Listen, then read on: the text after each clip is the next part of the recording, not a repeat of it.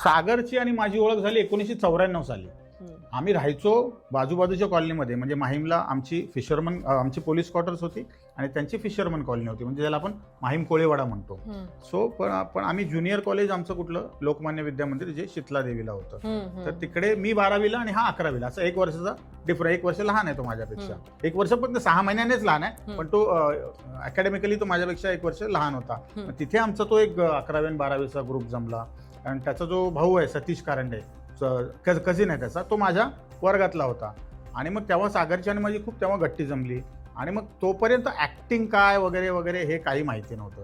तरीसुद्धा आम्ही छोटं मोठं काय ना काय तो मिमिक्री करायचा. मग काही लोकांची नक्कल कर, ग्रुपमधल्या काही लोकांची नक्कल कर, किंवा आमचे जे प्रोफेसर्स होते, आमचे मला आठवतंय माने म्हणून आमचे PT सर होते, त्यांना तो खूप चांगला मिमिक करायचा. आजही आम्ही कधी भेटलो तर आम्ही माने सरांच्या आवाजात एकमेकाशी आम्ही बोलतो.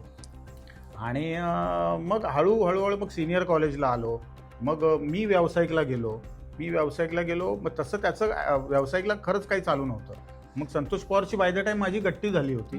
आणि मग यदा कदाचित भाग 2 नावाने एक नाटक आलं. बरोबर, त्याच्यामध्ये कसं होतं, आता यदा कदाचित मध्ये कसं कौरव पांडव असं सगळं होतं. यदा कदाचित भाग 2 मध्ये पात्र अशी होती की मराठी नाटकांमधले जे फेमस पात्र आहेत ते एकत्र येऊन हे नाटक करतायत. म्हणजे ती फुलराणी म्हणा, आपला तो मी नव्हेस मधला आपला सावळा कुंभार, अशी बरीच महत्वाची तळीराम, हे सगळे एकत्र येऊन ते नाटक करतात. मग त्याच्यासाठी संतोषकडे मी सागरचं तेव्हा नाव सुचवलेलं. आणि संतोष बोलला तू बोलतोयस म्हणजे ओकेच असणार. मग ते सागरचं पहिलं व्यावसायिक नाटक. आणि मग तेव्हापासून त्याने काही मागे वळून बघितलंच नाही.